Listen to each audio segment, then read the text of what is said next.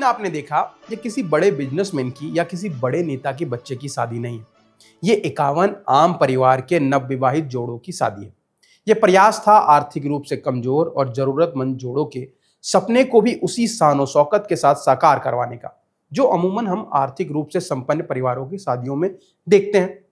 सगुन विवाह उत्सव, जो कि इसे लाडली एनजीओ की तरफ से आयोजित किया गया था, उसमें नवविवाहित जोड़ों को आध्यात्मिक गुरु जूना अखाड़ा के आचार्य महामंडलेश्वर स्वामी अवधेशानंद गिरी महाराज, पूर्व राष्ट्रपति रामनाथ कोविंद जी, उनकी धर्मपत्नी सविता कोविंद और केंद्रीय युवा मामले और खेल राज्य मंत्री रक्षा खड़से के साथ और भी कई लोगों का आशीर्वाद मिला। दिल्ली की मुख्यमंत्री रेखा गुप्ता ने भी सोमवार को जवाहरलाल नेहरू स्टेडियम में आयोजित भव्य सामूहिक विवाह समारोह में भाग लेकर 51 नवविवाहित जोड़ों को आशीर्वाद दिया। उन्होंने कहा कि ये आयोजन केवल विवाह नहीं है, बल्कि बेटियों के सम्मान, सशक्तिकरण और उनके उज्जवल भविष्य की सशक्त पहल है। इस प्रकार के आयोजन समाज में सकारात्मक परिवर्तन लाने के साथ साथ बेटियों के प्रति सम्मान और जिम्मेदारी की भावना को और मजबूत करते हैं। दिल्ली सरकार ऐसे ही प्रयासों को प्रोत्साहित करती रहेगी, जो समाज में समान अवसर को बढ़ावा दे। इस कार्यक्रम के अंदर हर कन्या को सशक्त और आत्मनिर्भर बनाने के उद्देश्य से कई सुविधाएं दी गई और इस नई जीवन यात्रा की अच्छे से शुरू करने के लिए हर कन्या को 1 लाख रुपए की आर्थिक सहायता दी गई, ताकि वो अपने विवाह के बाद आत्मनिर्भर जीवन की ओर मजबूती से कदम बढ़ा सके। इसके साथ ही विवाह के बाद उनके कौशल विकास और रोजगार के अवसर को फिक्स करने के लिए 1 लाख रुपए तक की ट्रेनिंग की भी सुविधा दी जाएगी।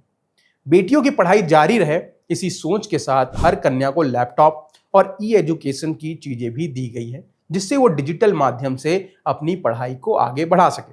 स्वास्थ्य सुरक्षा को भी प्राथमिकता देते हुए हर लड़की को 7.50 लाख रुपए तक का 3 साल का हेल्थ इंश्योरेंस भी दिया गया है, जिसकी पूरी प्रीमियम राशि संस्था के द्वारा ही वहन की जाएगी। और पता है ये इस पूरे आयोजन की असली ताकत क्या है? यही है कि यह सिर्फ एक शादी नहीं थी, ये उन सपनों का सम्मान था जिन्हें अक्सर गरीबी कुचल देती है।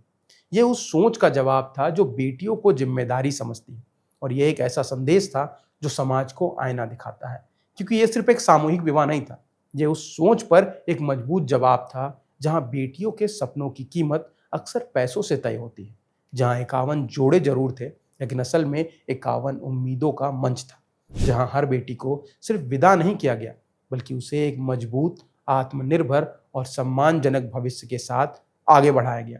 ऐसे आयोजन हमें याद दिलाते हैं कि बदलाव बड़े बड़े भाषणों से नहीं, बल्कि ऐसे छोटे छोटे ठोस कदमों से आता है।